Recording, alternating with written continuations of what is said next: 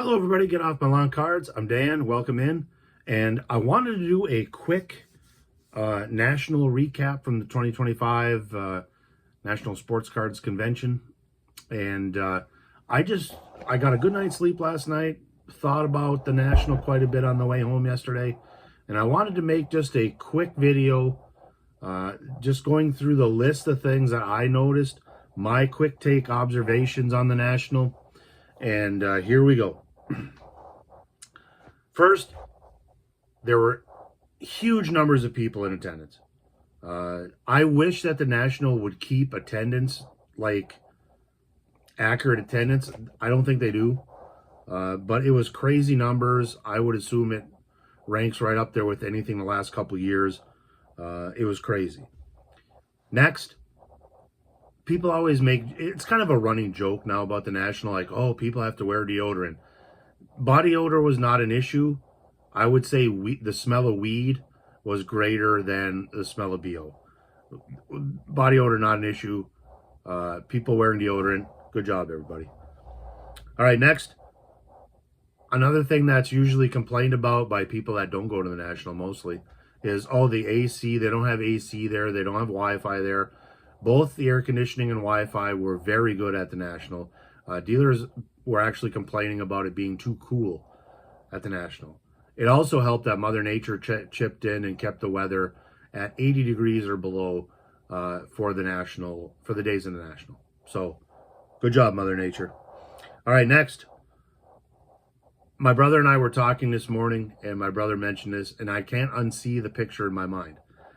He said that he read a post that somebody called the Breaking Pavilion and the breakers that were there like carnies. You know, that it's a carnival atmosphere, and that the people that work at the breaking booth are carnies. And now I cannot unsee that. Small hands smell like cabbage. If you know, you know.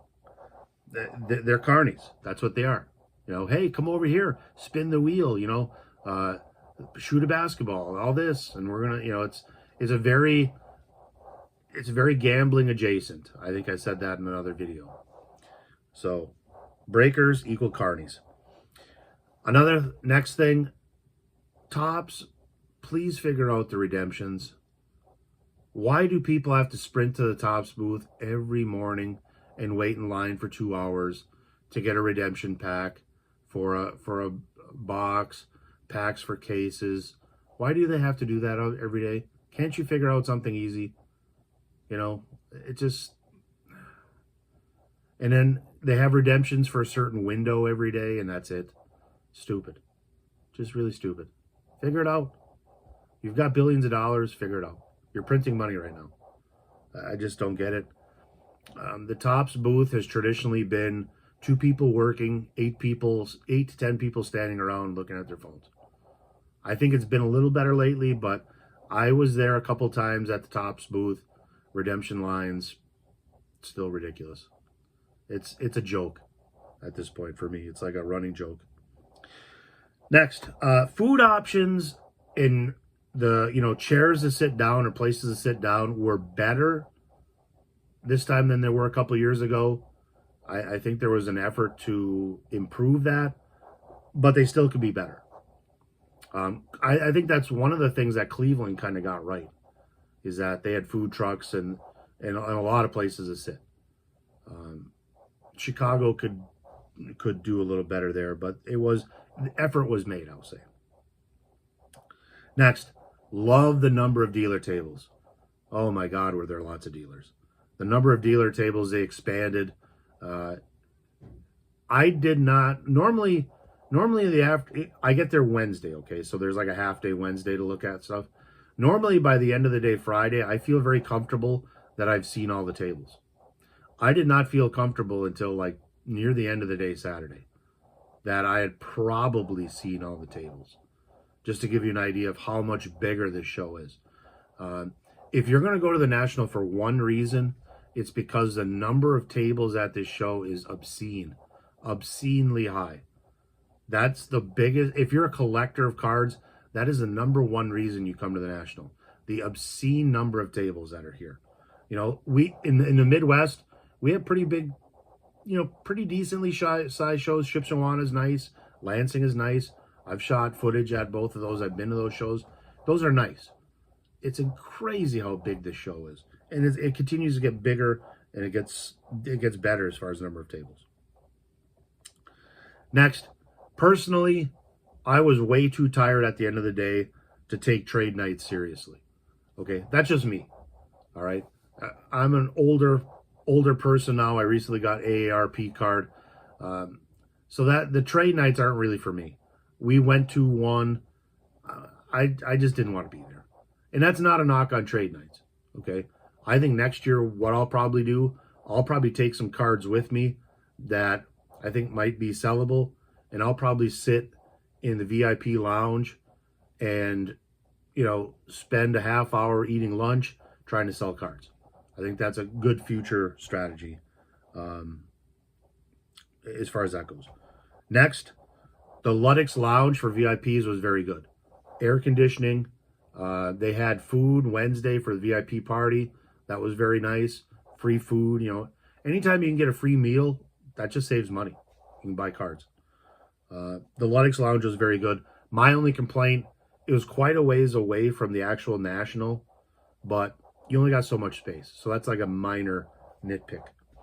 Ludex Lounge is very good. Next, there's always a complaint by people that don't go to the national that just like, hey, I can get those cards on eBay. There are a lot of cards that are at the national that you will never see on eBay, ever. 101s, short numbers. There's more cards than you think that are not sold on eBay, and you will never see them on eBay. And just kind of keep that in mind. For those of you that are thinking, well, I don't know, I don't want to go to national. There's, I can just get all these cards on eBay. That's not true. There's a lot of them that are only at the national. There are some national exclusive cards that are offered at the national that you'll never get. Now, next, there were some concerns that people had that are not Pokemon collectors, that Pokemon would take over the national. Not the case. And I think the reason is you have most of the tables are held by people that go to the national every year. And most of those people are not Pokemon people. All right, they're sports cards specific. I saw dealers that were almost like forced. They're like, Pokemon sells, I got to get some Pokemon. I got to throw some in the case. It's almost like they're forced to do it because that's what the market is telling them to do. So I saw a lot of dealers that I could tell, they might add a stack of Pokemon cards like that high in a spot in their case. You can tell who's serious and who's not about Pokemon. And I don't have a problem with Pokemon, at a card show. I don't want it to dominate this show. Okay. And it really didn't. Next, dealers were very fair. That's another complaint people have. Oh, dealers, high prices. Walk away. Walk away. They have to make money.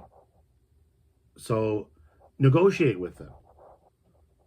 Their dealers are very fair at the national. My brother and I and our buddy, we make deals all the time. We're making deals all day long. And dealers very seldom will shoot things down. It's just something we do. I saved hundreds of dollars over the course of the national making deals, knocking $5 off this card, $10 off this card, $10 off this pile of dollar cards. It's, like I said, on Sunday, I saved $125 on the stuff I bought just that day. And I didn't really negotiate. That was fire sailing type stuff. But I saved easily a few $100s just knocking $10 off here, $20 off here. Dealers more than fair. Sure, there's cards that, they might put out in the case that they really don't want to sell unless the number is right for them. That's fine. Like I said, if you don't like the price, walk away. Most of these cards are findable at another table. Okay. Next. One complaint about the National. I wish there was more of a comprehensive day-to-day guide to like special things that are going on in the National. Like for instance, eBay Live had Miggy Cabrera live in their mini studio there, and I missed it. A buddy texted me, but I didn't see the text till later, and I missed him. But there's some really great opportunities. Like I saw Giannis there, saw Refrigerator Perry, Doc Gooden.